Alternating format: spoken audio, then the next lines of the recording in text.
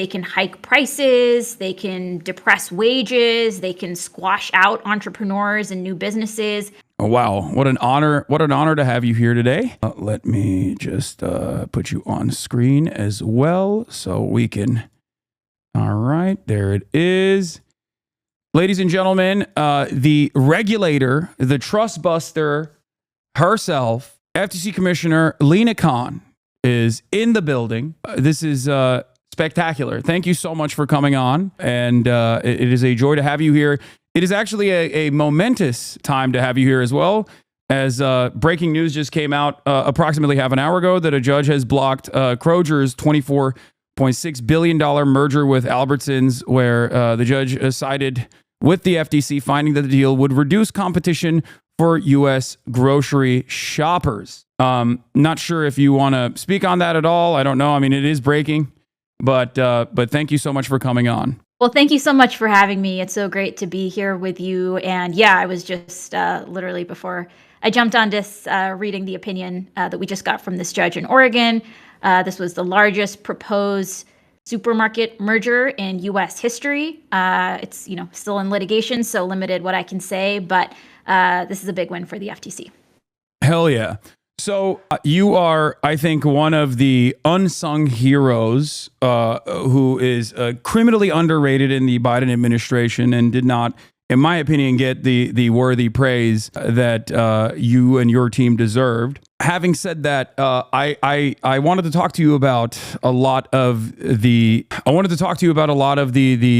issues that you've tackled. But before we get to that, if you don't mind, is it possible for you to describe maybe what you do and what the concept of trusts are or monopolies are and how they come about in America? Yeah, happy to. So I serve as chair of the Federal Trade Commission. This is a federal agency that was created 110 years ago. We actually just celebrated our 110th birthday. And the agency was created basically against the backdrop of the robber barons, right? The industrial trusts. So think like the meat trust, the steel trust, the oil trust. And basically what had happened was we'd had the Industrial Revolution, all of these great technological advances, these new technologies, but simultaneously a lot of concentration of power in the hands of a relatively few number of individuals and firms. At that time, the way that these monopolies were organized as businesses were kind of trusts, hence antitrust, hence trust busting. But the basic idea was really one that goes back to all the way to the founding, which was if what we care about is Americans being free and having real liberty and not having to worry about the arbitrary exercise of power, you need to have safeguards against the state. And our Constitution does that in terms of checks and balances. But you also need to have safeguards against tyrants of trade, as they were called, as of private monopolies, because you need to safeguard against concentration of private power as well, because, the way people experience freedom in their day-to-day lives is less through interacting on an ongoing daily basis with their government representative, but is through all of these commercial interactions and transactions and economic relationships. And so if you allow bullying and coercion to be okay in our economic realm, that's really going to undermine people's experience of freedom and liberty, right? And so the principles of antitrust and anti-monopoly are actually foundational to our country as a democracy. So that's kind of the original vision. Our agency is small. We're like 1,300 people, but we have oversight across the entire economy. We have a fantastic team. Under this administration, we've really been trying to reinvigorate how the agency enforces the law, uses its tools, and really turn the page on a approach since the Reagan years that had assumed that kind of big is always better and that somehow monopolies are going to deliver lower prices and be better for us. And I think we're just living with reams of reality that contradict that. And so we need to update how we enforce the law too. Can we talk about that a little bit? Because I feel like this is directly against the normal understanding of trust, both universally in other OECD nations, but also specifically in America, throughout American history. The notion that I think the American conceptualization of monopolies and whether they are worthy of scrutiny or whether they're worthy of being busted, right, is entirely dependent on the consumer impact, right? I feel like this is different than just fundamentally how monopolies or oligopolies occur. That as long as the prices are low, as long as the prices are kept low, or at least if they like consistently increase but only marginally year over year, that these monopolies should not be touched and are not worthy of any scrutiny whatsoever. Would you say that that is different than the attitude demonstrated by other countries? I mean, the United States is kind of a leader in antitrust and anti-monopoly, and a lot of other countries have kind of adopted their laws, in more recent decades. And the U.S. has actually had an important role in influencing how other countries have done things. And it was really interesting when I came into this role and started interacting more with international enforcers. They were kind of taken aback because for decades now, U.S. enforcers had kind of been chiding other countries and saying, hey, you got to be nicer to your monopolies.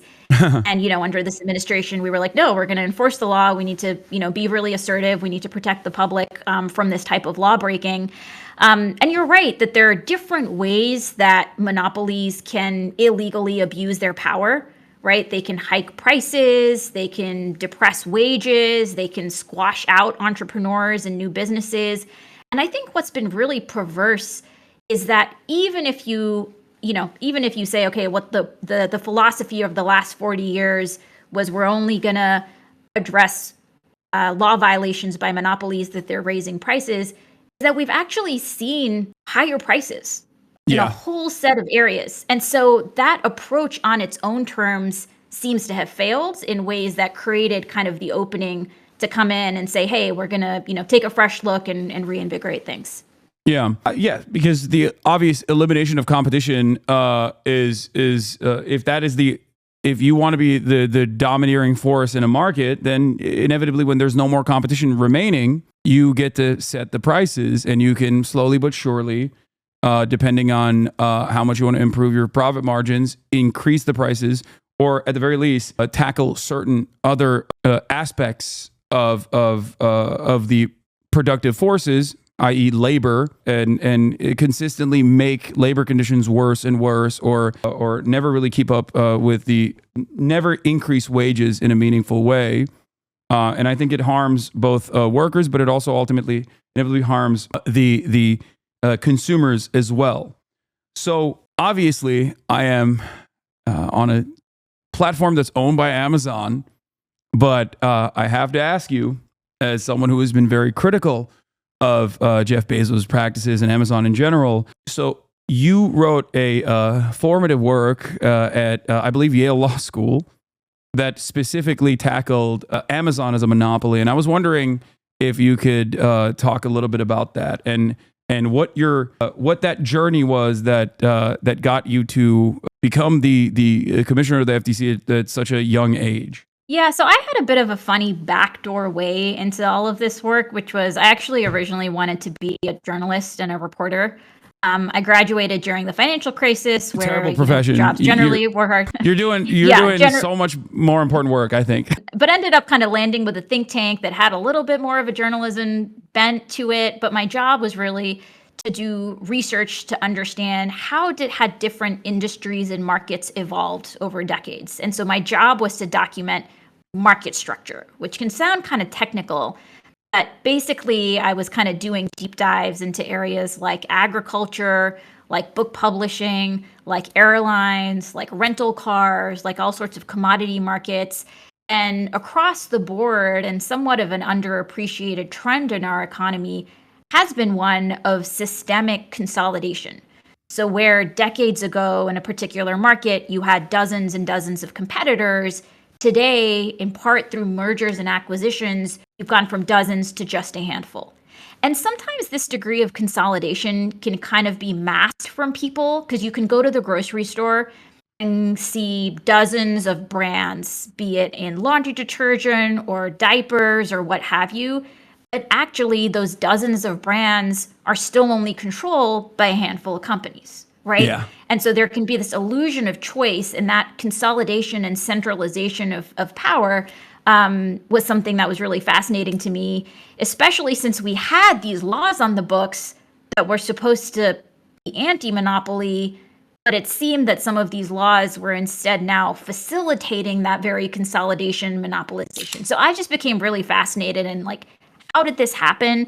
A lot of my job at that point also had involved just talking to regular people. So I spent a lot of time understanding how the chicken farming industry worked, where you basically have, millions of consumers on one side, thousands of farmers on the other, and they're actually just connected by a handful of these giant chicken processors. And so what that means practically is that if you're a chicken farmer in America, your entire livelihood can be dependent on the whims of a single company. And talking to these chicken farmers, you sensed a real sense of fear, honestly, about not wanting to get on the wrong side of this firm, about waking up one day and getting handed the sickly chicks instead of the healthy ones. And it was just an exercise of arbitrary power that our nation and our values are supposed to be against. And so fast forward, I decided to go to law school, ended up writing this paper that was in part informed by the conversations I had with investors and the small businesses that were selling on Amazon, and ended up writing a piece around how the governing framework of antitrust, I thought at that time, was not adequate for capturing the reality of how digital platforms in particular could amass and exercise monopoly power. One of the predatory practices of Amazon that's like pretty obvious for people is routinely trying to purchase using the algorithm that they have inside of their sales structure to figure out like what products are actually working really well, and then as far as I understand, either trying to buy out these companies in its entirety, or if they don't play ball, if they want to retain ownership over their product, like creating an alternative product, pushing I believe it was a diaper, right? Like there's a diaper company, there's like a story around a diaper company that's like very famous, creating a Amazon basic version of that same product, pushing down within its own search function the competitive product, and also underpricing like the new competitive product that they've made in an effort to basically destroy this smaller producer, with the hopes of either down the line purchasing them for pennies on the dollar, or just completely crippling them and bankrupting them. This practice of undercutting, I think, is commonplace in virtually every aspect of American industry, from Walmart coming into underserved neighborhoods and closing up shops, the mom and pop shops in general, and then when there's no more profit to be squeezed out in these underserved neighborhoods, like just closing up shop and leaving entirely, leaving places like West Virginia, for example, without any sort of grocery chain that they can rely on. And it's a pretty damaging practice. But it's oftentimes sheltered. It's oftentimes not immediately addressed. And I wanted to talk briefly about the communication strategies, because something that I've always been fascinated by is the invisible ways in which the government works that we kind of take for granted, from the FDA, all the regulatory agencies like the FDA down to the FTC, SEC, and or even like the National Weather Service, for example. Like we don't really factor in the ways in which like our lives are made better and improved by people like yourself. So how do we address that? What are some of the biggest W's, for example, that you have had with the FTC under your reign, under the Lina regime, that you don't think has gotten like proper consideration? Yeah, I mean, look, it's been a thrilling, 3.5 years, and I've been really fortunate to have a fantastic team at the agency. And honestly, we have delivered W after W for the American people. We took on patenting abuse, where we found that inhalers have been around for decades, but Americans are still paying hundreds of dollars for them, and generics have not been able to come into the market as much. Our team took a close look and figured out that part of why that is that some of these inhaler manufacturers are listing patents for things like the little piece of plastic on your inhaler. Yeah. And so we called that out.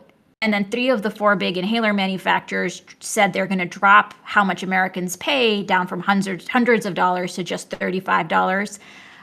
We've taken on non-compete clauses.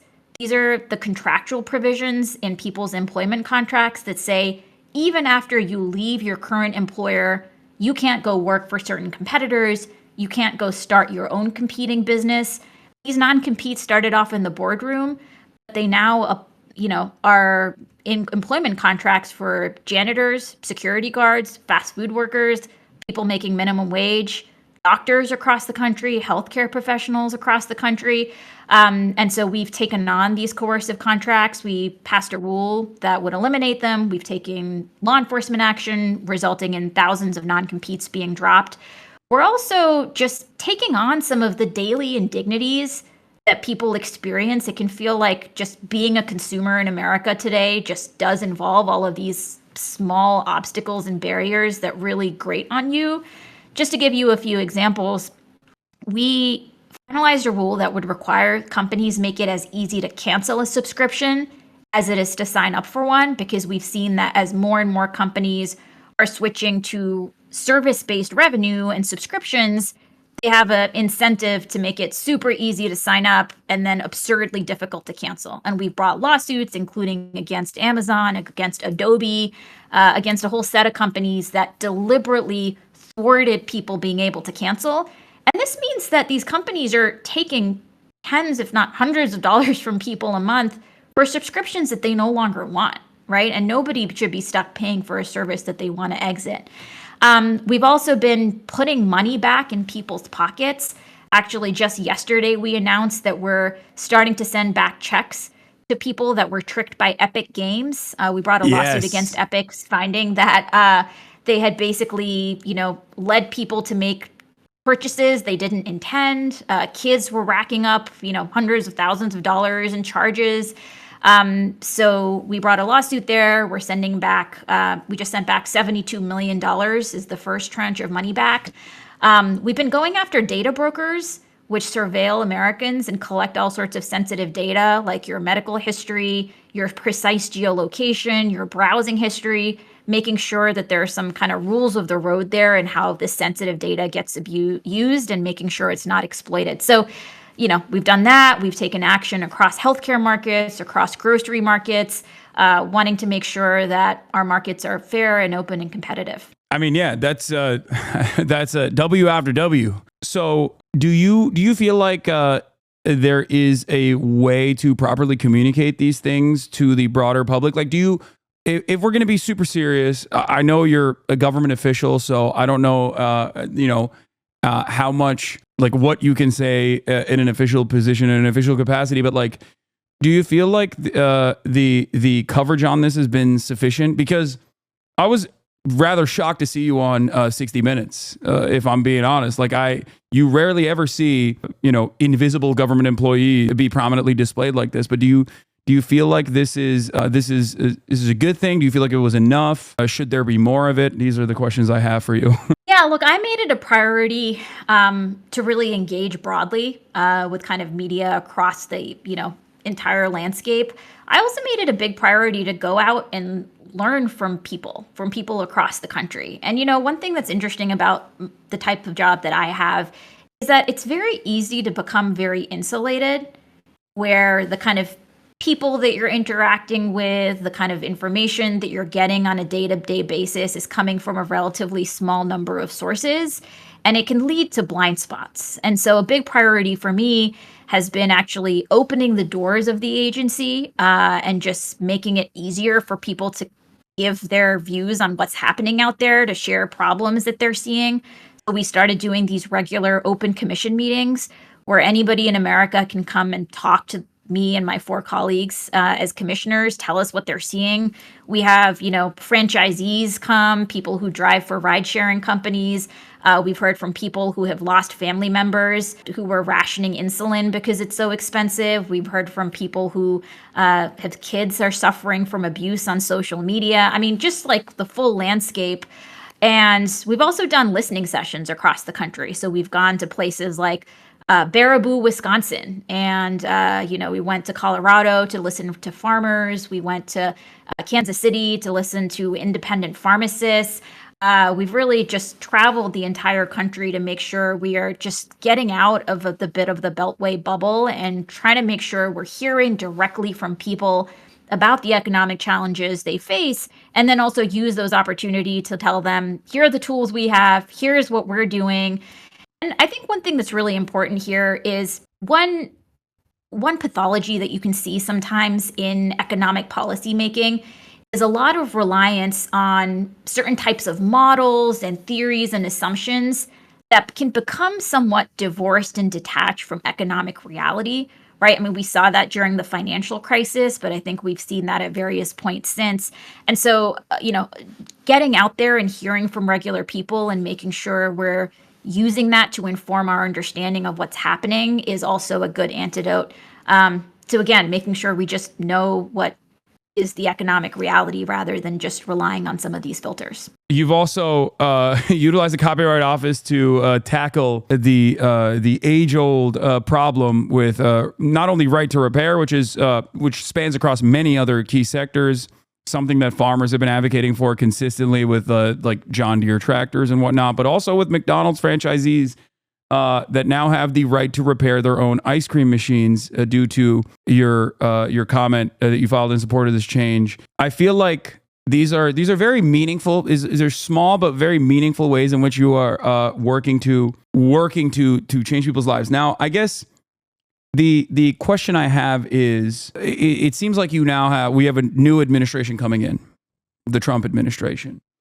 Now, there have been some interesting developments in terms of the way that Donald Trump at least responds to public pressure in a unique way that is unceremonious, unorthodox in comparison to his other Republican counterparts. Are there things that Biden could do to at least, from what I understand, there is a thing that Biden can do right now to extend the amount of time you have as the head of this agency?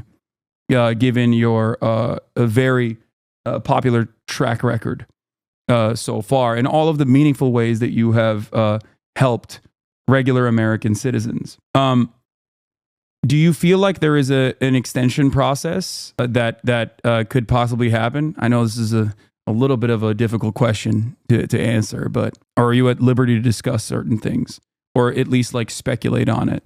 Or is that too inappropriate to ask? Look, I mean, the president always has the chance to nominate whoever they want, and if the Senate wants to take that up, they can do that. Time is short, and they're kind of focused on getting through a set of people who've already been nominated. But I defer to the president and the Senate on what they choose to do there. I can't speculate about what's going to happen in the future, but we're just focused on using all of the time we have right now to get as much out of the door where we think if there are law violations, we want to bring lawsuits to make that clear. If there are rules that we think would address, persistent problems, be it on things like junk fees or privacy abuses for kids, we're focused on using the time we have to get those improvements. Yeah. There are some unique supporters of yours within the Republican caucus as well, which is why I was wondering. You have, I believe, even Josh Hawley, who has stated, or other Republican politicians that have stated their support for some of the actions that you've taken. And I was wondering if there's any veracity to that. If there's any, you are popular in a bipartisan manner, it seems, even though there were certainly some fissures, even with the way that I guess the Harris campaign was communicating, given some of their corporate benefactors. This is not what you're saying. This is what I'm saying. This is my assessment of the situation. So I guess you have a limited time frame that you can operate in, at least all things considered at this point. And you're using that time, that valuable time that you have to continue fighting the good fight. Is there, I guess the question is there any, how do I ask this? Is there any honesty to the ways in which the Republicans have communicated that they like you, the Republican politicians? Have you had any conversations with Republican politicians that say that have given you assurances in terms of maintaining your position at the as the commissioner of the FTC? I'll just say generally, in this job, I've gotten the chance to interact and engage with and meet with senators and members of Congress from both parties. And taking on monopolies that are abusing their power is not a left issue. It's not a right issue. It's an American issue, right? And Yeah. when we went around the country, honestly, I would meet with people who would say things like, I've been a lifelong Republican, and let me tell you, your work to eliminate non-competes is the best thing government has done in my entire life. Right? I mean, the level of cross-partisan support that we have gotten for our work, I think, is truly off the charts. And you see that sometimes reflected in how members of Congress are engaging with the FTC. I hear from a lot of members that are very worried, especially those that represent rural districts in red states, about how Main Street is just getting decimated. And so you have independent groceries, independent pharmacies getting pushed out of business, not because their communities don't love them and depend on them and frequent them, but potentially because of illegal business practices somewhere else in the supply chain. We hear bipartisan concern about, private commercial surveillance and how that's affecting people's rights. I think on things like junk fees and subscription traps, taking those practices on is pretty unobjectionable. So I do think that we see a lot of, at a grassroots level, popular cross-partisan support for taking on illegal monopolies and illegal, actions by corporations. I think what you see going forward, we're just going to have to wait and see in terms of, what a future administration decides to do in terms of continuing some of this work or trying to reverse it. Yeah, that's amazing. So one of the areas of interest for you has also been healthcare, and I was wondering if you have any initiatives lined up for that as well. If you want to speak on that.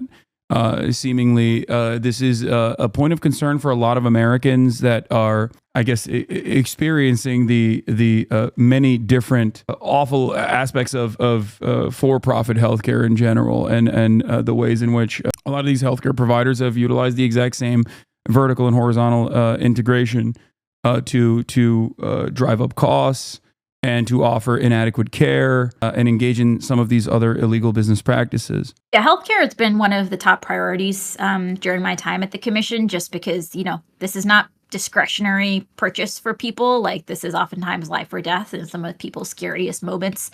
So there are a few aspects of our work here. One is we've been taking on hospital mergers. There have been just decades of mergers between hospitals, and there's a lot of research showing that after hospitals merge, prices go up and quality of service goes down.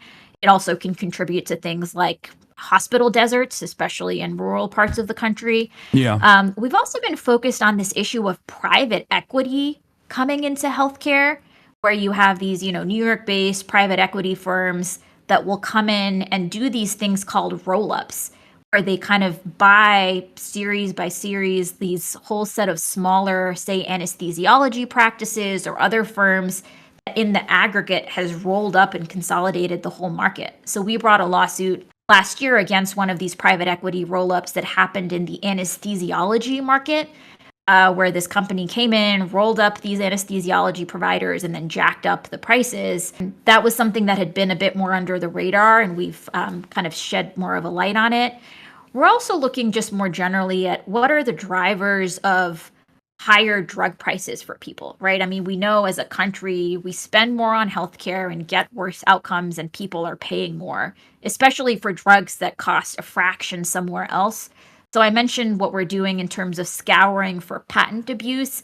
And so what we did for inhalers, we've also now trying to do for EpiPens and things like Ozempic. We also have a lawsuit right now that's alleging that there were illegal business practices that led to inflated prices for insulin. So that's a litigation that's ongoing. But I think absolutely, interrogating whether corporate law breaking is driving up healthcare costs for Americans is absolutely something that needs to still be a priority for government.